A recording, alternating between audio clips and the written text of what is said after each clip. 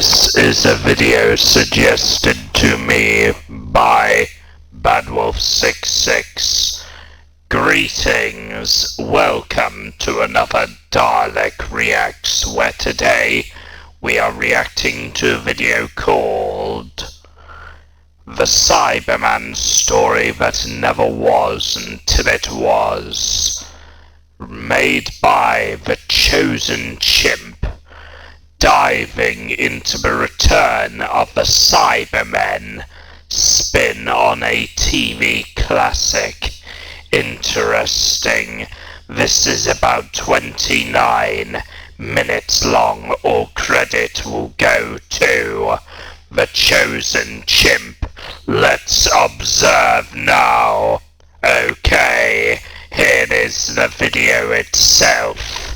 Let us observe it now. Centuries from now, the Cybermen infiltrated space station Nerva, leaving its surviving human crew to ponder hopelessly over which moment would be their last. The Cybermen's goal was born of revenge, to strike at the heart of the planet that had assured victory for the human race during the Great Cyber Wars. Voga, the planet of gold. Whilst using an uncharacteristic amount of literary prose and occasionally posing like...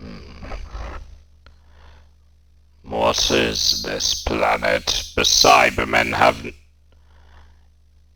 Cybermen encountered this world as far as I can remember. Like a bossy PE teacher, the cyber leader carried out his objective, unaware that his seemingly perfect strategy would derail in the face of an all-too-familiar time traveller and two of his many companions. The Cybermen forced the surviving Nerva Beacon crew and the Doctor himself into a suicidal quest to detonate the very heart of Voga, and when that failed, they sent the beacon itself spiralling towards the planet. A magnificent spectacle was promised. But with the help of his new human allies, the Doctor thwarted this plan, and this particular breed of Cybermen achieved only their own demise. On this day, Voga and its population triumphed. The planet of gold remained the embodiment of organic life, standing victorious over its would-be cybernetic oppressors. And... whoa. Where did it go? Where did it go? Voga? Actually, what am I even talking about? What? The planet of Voga was taken by the looks of things. What the dickens is Voga anyway? Oh, I see. I must have slipped into an alternate timeline. Not to be mistaken, of course, with a parallel universe before all you Cybus Network and RSS fanatics pipe up. What I'm talking about here is less of two separate realities running concurrently with one another, and more of a sort of what-if scenario. For today, distinguished followers, I'm babbling on about the Cybermen story that never was but could have been. In 1975, Doctor Who viewers were presented with this, but it was almost this, sort of. I briefly talked about this in my Revenge of the Cybermen review, but for anybody who hasn't seen that video, here's a recap. Revenge of the Cybermen first came to life as a story written by Jerry Davis, who, alongside Kit Pedler, was the original creator of the Cybermen. As the Tom Baker era began and Series 12 of Classic Who... So it was you who was originally responsible for this. So he was the one who originally created the concept of the Cybermen. in full swing, it was agreed by all parties that a new Cybermen adventure, the first since 1968's The Invasion, was on the cards. Due to the planned repurposing of the space station set used for Ark in Space, Jerry Davis was tasked with writing a script set on a space station and centred around a limited quantity of Cybermen, and that's exactly what he did. However, producer at the time Philip Hincliffe, whilst liking the premise in principle, deemed Jerry Cliff, thank you very much. script a little too aimed at children and hadn't been developed enough or with enough subplots. The final version of the story, which made transmission in 1975, was a version remoulded by script editor Robert Holmes and was largely dissimilar to Jerry Davis's original pitch. In turn, Jerry disliked this new version of what was originally titled Return of the Cybermen, stating in the Cybermen book that he wasn't too pleased with the extensive reworking of what was originally a tautly written suspense thriller. He did, however, recognise its merits in the long term, and so Revenge of the Cybermen lived on as the one and only Cybermen story of the Tom Baker era, an iconic and somewhat infamous adventure that, whether you like it or not, is an essential piece of Doctor Who's history. As for that original script, well, as it turned out, time refused to let it go. It kind of hovered in the void, with a mildly differing version of it appearing in a 1992 edition of the Dreamwatch Bulletin fanzine. Now that is a cool cover. Never seen one of them before. This has me hooked. Go on. But it wasn't until fairly recently that this proto-Revenge of the Cybermen story got a true lease of life, or to be more specific, the Big Finish treatment. You see, since 2009, Big Finish had been reworking old scripts and story treatments from the classic TV era, in the form of their Doctor Who The Lost Stories range. The range finished up in 2013 but then returned in 2019.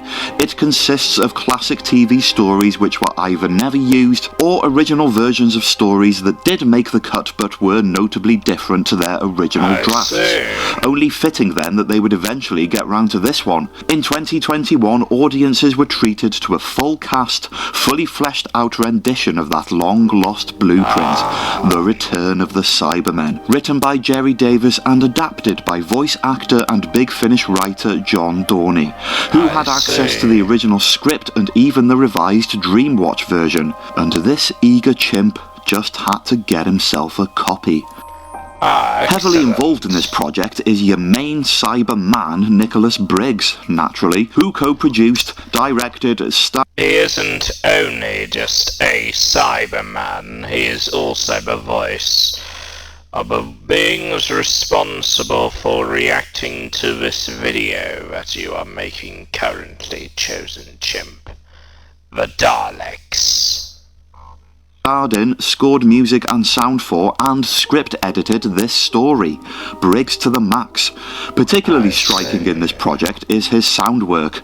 A lot of bleeps and blips reminiscent of the TV original, and listeners can enjoy the full music score at the end of this audio. It's a hearty mix of that vintage Big Finish Cybermen bombastic brass, peppered with extra spaciness. I played it when I was painting the skirting board on my staircase, and it really livened the experience. Return of the Cybermen stars, as one would jolly well hope, the one and only Tom Baker, donning his proverbial scarf for the role of the Fourth Doctor once again. There is also a strongly poignant undertone to this entire production, as both Ian Marter, who played Harry Sullivan, and Elizabeth Sladen, who played Sarah Jane Smith, are sadly no longer with us.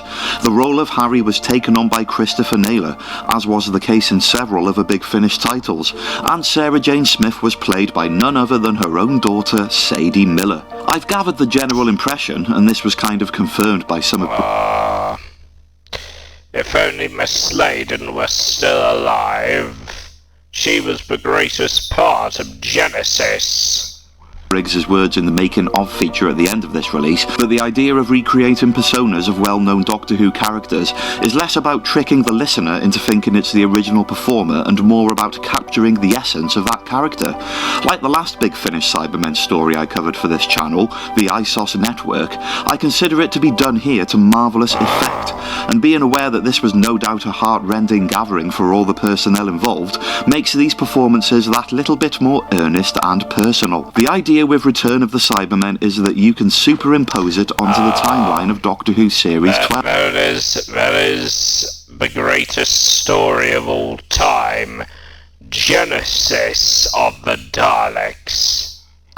In place of Revenge, and have it fit there nice and snug with no lapse in continuity, following on from Genesis of the Daleks and leading on to Terror of the Zygons. The 4 episodes within that time frame are, however, a whole different kettle of silverfish, the most obvious and notable being these guys.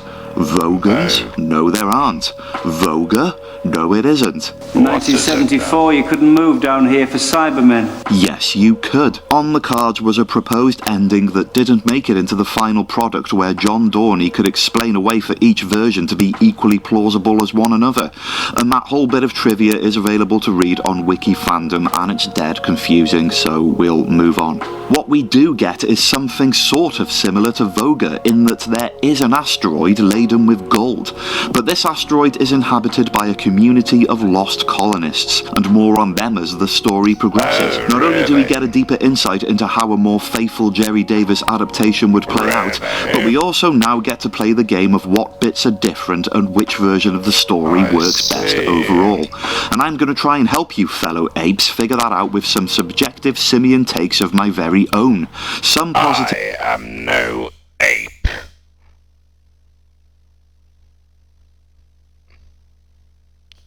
I was about to say, I am no ape, chosen chimp. I am, well, I'm more the squid thing. Some negative. If nerdiness is your flavour, then this is gonna be filthy.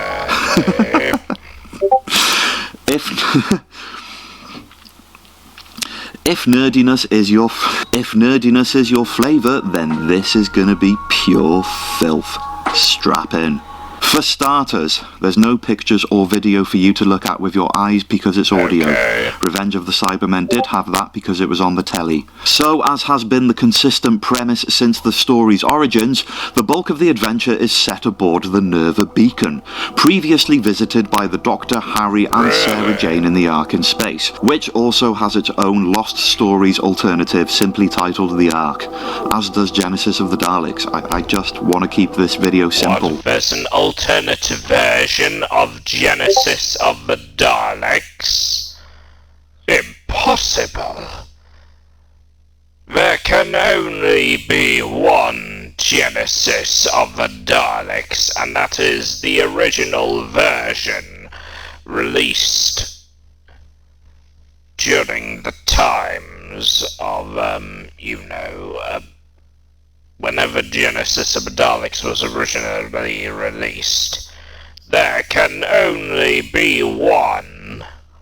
For once. The openings to both Revenge and Return are similar, with our party of 3 landing on the beacon via the time ring, except in the audio, they land in the mess hall, with the listeners already getting a rundown of the trials and tribulations of the Nerva crew, told largely through the perspective of Anitra, a new female addition to the character roster.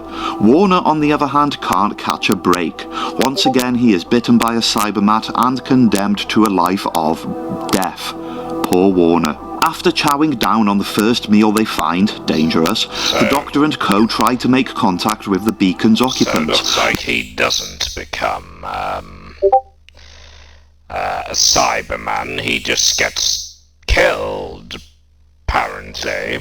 Not realising that the crew is also monitoring them. Soon after, Sarah Jane spies her first cybermat, but not this type of cybermat as seen on TV. They are described as and sound distinctly like the old school cybermat. Yes, that cybermat resembles more like a weird slug thing. Normally they are rats, like cybernetic converted rats. The ones which look like this with the bigger glowing eyes as seen in Tomb of the Cybermen and The Wheel in Space. Okay, great bit of detective work. I tell myself after I've rendered this video. Or I could just look at the cover and observe these guys. Yeah. I think we have a brand new Cybermat model, folks. Cool, innit? The opening to this audio definitely has more of a pulse. It's a big finished story. I prefer the more modern interpretations of Cybermats. Solely driven by dialogue, as opposed to some that have a narrator filling in the gaps, so it needs to be off to the races with a little more efficiency. Within the first act, Kelman, yep, he's here alright, tries to kill our three heroes in a giant crusher, which is a darn sight more exciting than the Doctor getting his arm trapped in a door. So yeah, it does a good job of pulling us in with no room for boredom. I don't think that axe is going to hold out much longer! Seems you were right, Olga. Never miss the obvious, do you, Harry? Perhaps if I use all my strength, Doctor, try and wedge it myself. No, don't try your crack like that axe. Only one hope now. Listen to me, whoever you are. Likewise, it was more important to make the crew more interesting than their TV counterparts. Kelman always had a bit of meat on his bones, but the other two, Lister and Commander Stevenson, were heroic but not very engaging as characters. Look at him there. And so we get these new and improved rough and ready versions, particularly in the case of Commander Stevenson, who has a great deal more swagger in his personality. As I previously mentioned, they are also joined by Anitra, a brand new character who adds a bit of extra backbone to Team Nervous, especially in the latter episodes. In this big finish, guys, we have a foundation to the story that feels a little bit more alive. Parallel. It's not long before we get to all the plague talk between the crew and the Doctor and his companions. Warner, being Warner, ends up on his deathbed with lines on his face. Once again, the Nerva crew are quarantined, with Stevenson explaining that their mission serves as a warning beacon for anybody approaching the asteroid belt, which is a nice bit of clarification we didn't get in Revenge. And then Sarah gets bitten, rendering her out the count for the duration.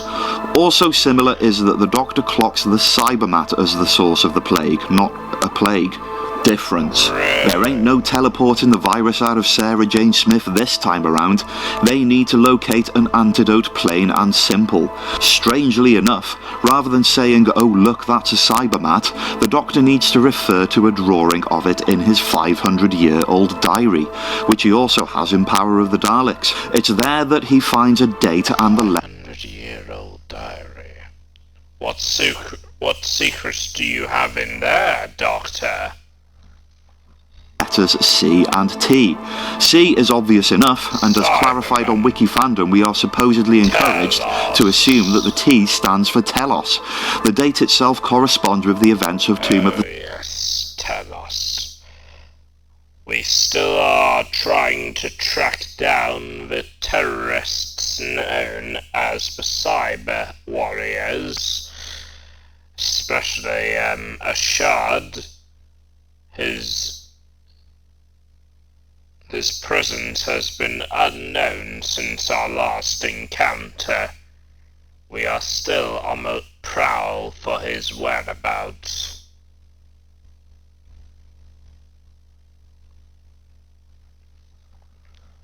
So yes, in case you're wondering, yes, apparently Ashad and his band of miscreants have returned to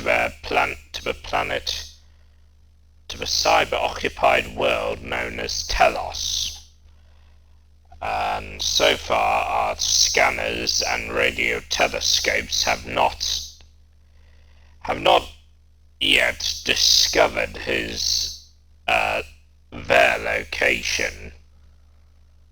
We have not discovered their location yet, but the Cybermen will be encountered. Also, from what I remember, the Cyber Planner is located there as well, so all information is probably blocked by the Cyber Planner. The the Cybermen, which is marked as 2248 AD. That's several centuries out by my reckoning, and also the whole plot point is an extremely bizarre way to bring the Doctor round to the conclusion that this is the work of Cybermen, when he could have just looked at that Cybermet and remembered what it was, like he did in Tomb of the Cybermen, even though the audiences never actually saw one before. Nor does any of this have any real bearing on the rest of the story, but here we are. There's lots of gold dust lying around on Nerva. After trying to throw a load of other liquids onto the Cybermat, they realise that this is the only thing that actually stops it. The Doctor explains how it's a non-corrodable metal that will plate the interior of their gills. As for the Cybermen themselves, there's no ship to dock in this story. As is the grand tradition of Cybermen being dead creepy, it turns out that they were on the beacon the entire time, hiding, and one of them is in the room with them. End of part 1. But not before we hear this brand of Cybes talk for the very first time. Those boots, silver, and yet the suits are white. What?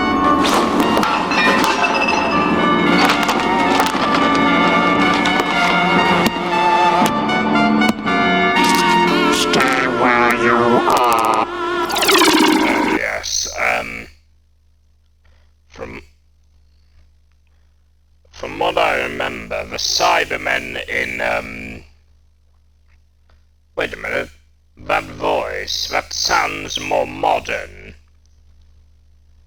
But then again, I'm pretty sure, I think that's basically the more recent, more natural voice sound of the Cybermen. Well, that's a bit more like it, isn't it? For those humble viewers not in the know, one of the main points of contention for Revenge of the Cybermen was the voice acting, namely the cyber leader played by Christopher Robbie, who during this role displayed a certain, shall we say, transatlantic exuberance. Excellent, Kelman. You have done well. There will be no gold. Yes, I prefer the modern Cyberman voice, so I think they did well there. Moga is to be utterly destroyed. Obviously they remedied this, with the tried and tested Nick Briggs Cybermen vocals used across virtually all Big Finish Cybermen stories. There's no way that was going to make the jump. However, by the end of the second episode, after Kelman is revealed as traitor and inside man as you knew he would be, the Cyber Leader makes his entrance, and while it is the Cyber Leader many of us wish we had in the TV adaptation, to say that he is completely devoid of human expression isn't entirely true. You should have learned by now. Resistance is useless. There is still that small... Yes, that sounds very different from what I normally would expect from a Nicholas Briggs Cyberman. Level of expression and cadence to his voice, significantly more palatable than the magnificent spectacles of 1975. It's subtle, but it's there. The asteroid will be struck out of orbit. It will spin off over and over until it burns up in the sun. Perhaps Nicholas Briggs's homage to Revenge, which he categorically adores. It's a little more humanity and stash twirling than we would typically get from a Big Finish Cyberman, yet it's not unenjoyable. It kind of fits in the mood of the piece, if anything, and having insisted that Cybermen were going to have personalities in TV's Revenge of the Cybermen, which was then a trait carried across the rest of classic Doctor Who, the production crew... Yes, indeed. Very intriguing.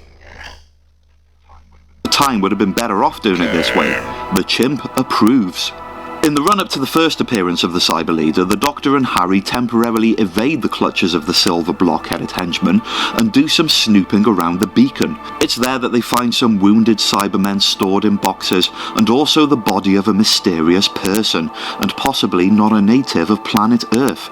So it's revealed that the Cybermen allegedly died out 50 years ago, which is specific, but there's no mention of the Great Cyber Wars. They've ditched that backstory completely, which is funny because, parallel, their plan is virtually identical to the one in Revenge. There is a nearby unnamed asteroid which is singularly the largest resource of gold in the galaxy. Yes, of course. The Cybermen had a resistance to God for a long time, from what I am remembering, from what I heard from a shard, is that gold is no longer a viable option, making them somewhat stronger than last time. This means if we are to indeed try and obliterate them again, we will need much more stronger tactics to destroy them and invade Telos. It's also wet and cavish sounding. Therefore, it is very much in the interests of the cyber race to destroy it, and they plan on... As I am controller and controller of the Dalek path web, I am... You would probably wonder if I'm able to pinpoint their location. Sadly, that may not be the case because the cyber planner has some sort of inbuilt virus into the Dalek path web, making it difficult for me to detect certain frequencies around the area of Telos.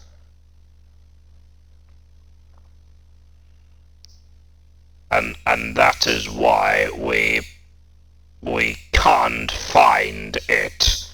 It's because basic cyber interference, which is really annoying, because I wish to invade them, and they are evading my responses. On doing so by crashing the Nerva beacon straight into it. Unfortunately, this is where I find the narrative a little lax in comparison to Revenge. As I said, there's no Voga, only this barren rock which isn't actually barren because there are inhabitants on there that we learn about in episode 3. Like the asteroid itself, these guys have no official title, referred to briefly by the Doctor as the Colony of Forgotten Men. I gotta say, I regard Revenge as having the superior context for these components, as Voga and its people had a definitive backstory and one which was intertwined with the Cybermen. Now it's just some random rock that happens to be full of gold and occupied by some people who came seemingly from somewhere. In the case of Return, it's never explained how the enemies of the Cybermen came to exploit the asteroid's gold and weaponize it against them, leaving us to wonder why the Cybermen are so concerned with obliterating this rock in the first place. Some sort of history would be nice, but no such thing is available here. And also, surely the Cybermen would have a better plan to destroy this asteroid than crashing a satellite into it, a missile or a bomb or something. Despite the apparent absurdity of this premise, I do think it's cool that the Cybermen are willing to give up their lives for a suicide mission that benefits the wider species of Cybermen.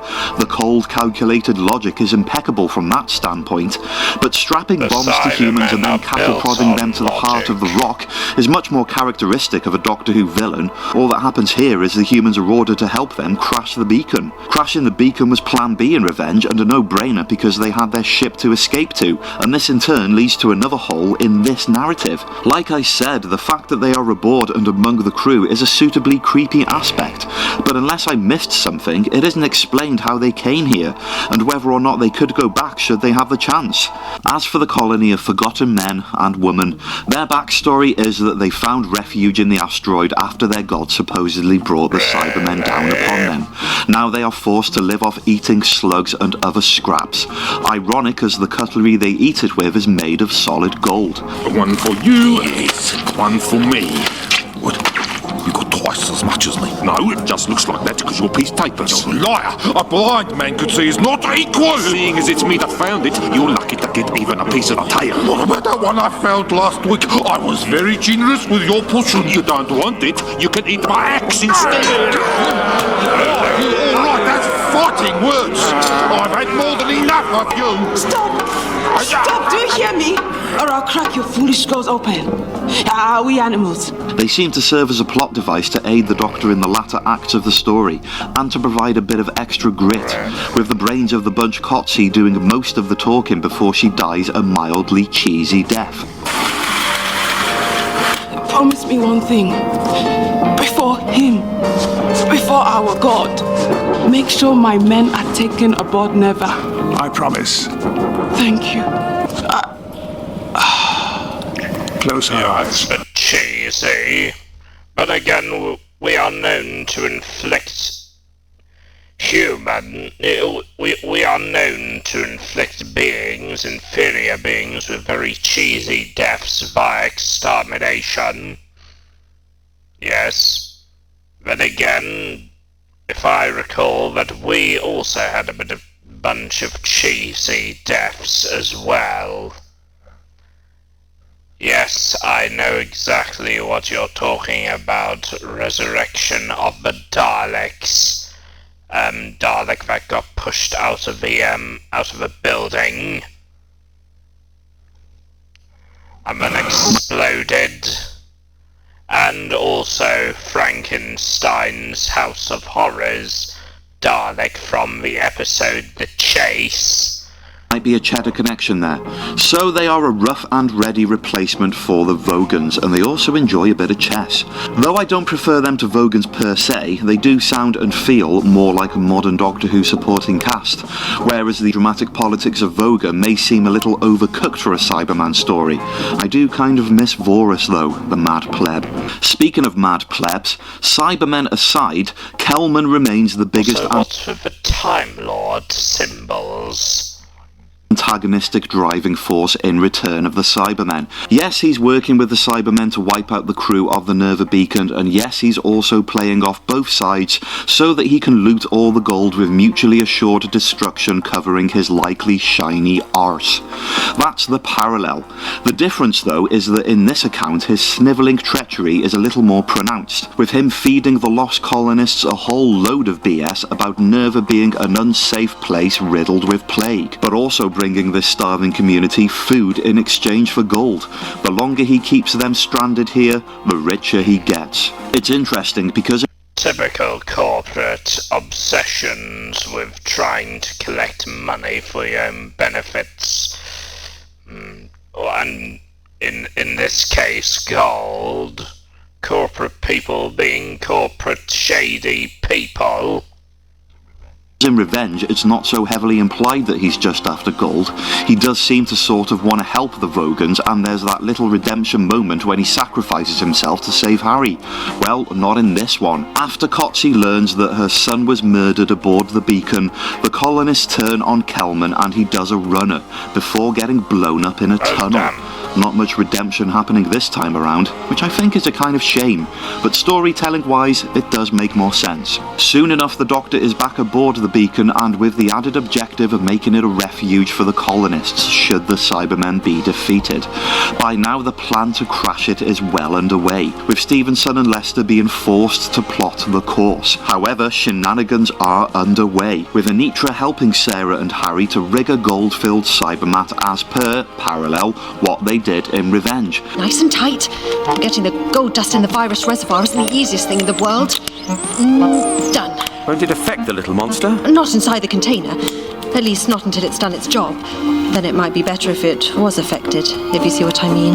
Ah, cool, I get it now. This results in a magnificent gaggle of audio-cybernetic anguish. Cybermen!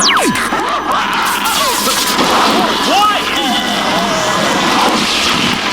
And the final episode is simply a no-nonsense battle to defeat the Cybermen and stop the Beacon from crashing. When our heroes and their friends start scuffing the Silver Nasty's plans, the Cyber Leader states that they will all be destroyed due to all the treachery. But it is instead he who is destroyed. Difference. No blowing up in his own spaceship this time around. That's the easy way out. In this version, he gets shot and bitten by a Cybermat, both at the same time.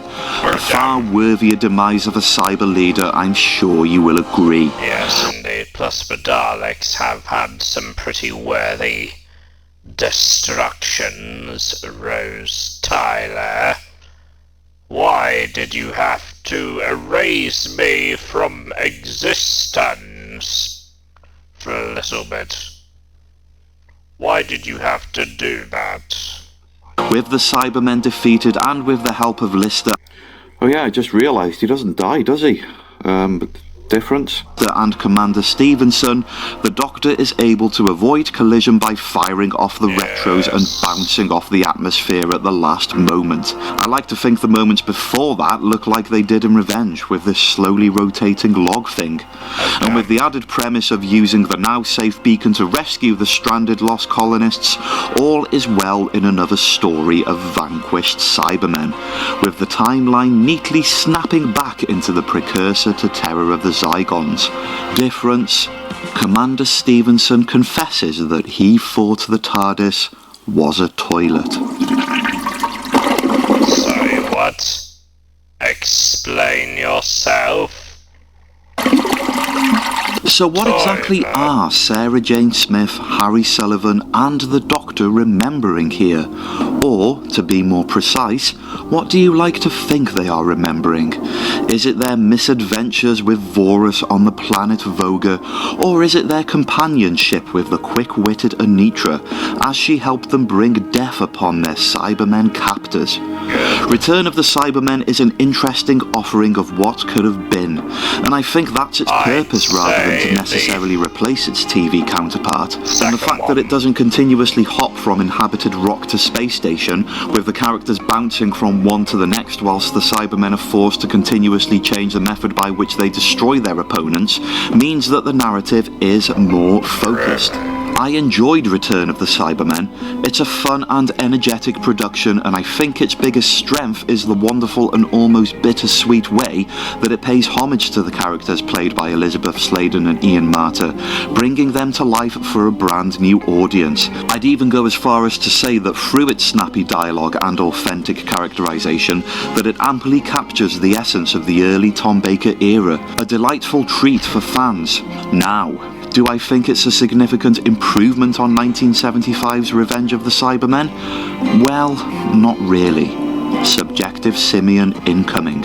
At the heart of the many rewrites that brought Jerry Davis's original story all the way to this, and then much later down the line this, there is an example of a writer creating a story that, as far as the producers and script editors were concerned, needed improvement. Whether or not their vision of what made a good story was superior to that of Jerry's is a highly debatable topic, but they certainly took a more academic approach to making Return of the Cybermen more TV-worthy, and this was based on the lengthy track experience that Philip Hinckliffe and Robert Holmes had when they were working specifically on Doctor Who in the early 70s. Even in the revised format represented by Big Finish, there is that little sense of this story having a basic narrative that needed a bit more fleshing out. I believe that in principle Revenge of the Cybermen serves this purpose, with Voga and its backstory adding extra meat on the bones in a way that the Lost Colonists didn't have the intrigue to manage, and the plan of the Cybermen having to destroy this world having extra plausibility because they don't just want to crash the beacon straight into it, but Tentacle demolition, hey?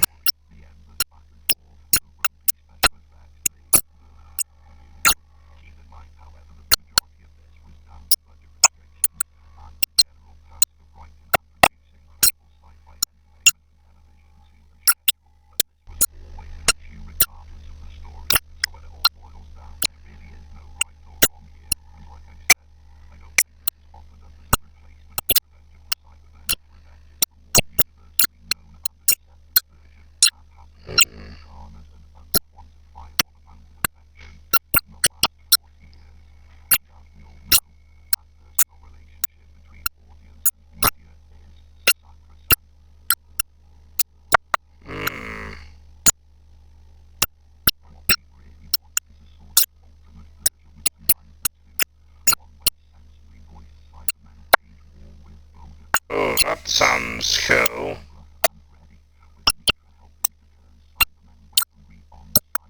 Really? Oh, damn.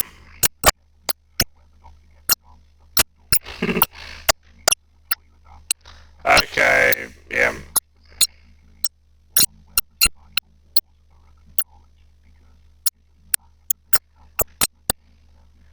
Yes, the only way the cyber wars will ever get acknowledged, the only way they were acknowledged is during, during ascension of the Cybermen.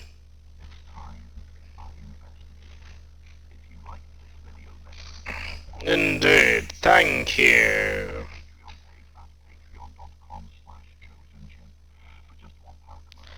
Okay.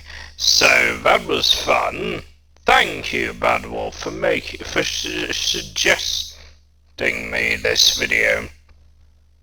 Anyway, see you all in the next video then. Farewell.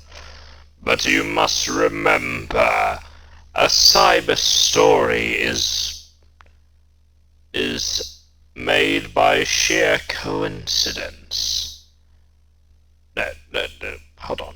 A cyber story is only great due to one respect. They are better at dying. Thanks all for the enjoyable video today. Don't forget to click below to subscribe to the official Dalek Empire, or you will be exterminated.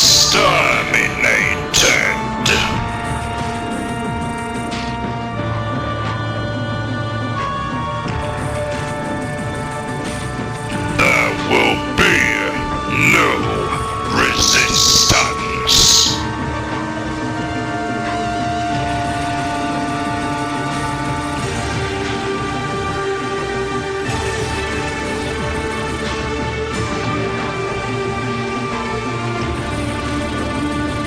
I am the God of all